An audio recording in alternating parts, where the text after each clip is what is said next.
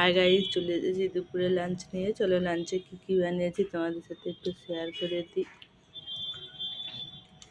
লাঞ্চে আছে সাদা ভাত এক গামলি, তার সাথে আছে ডিমের ভাজিয়া, অমলেট যেটাকে বলে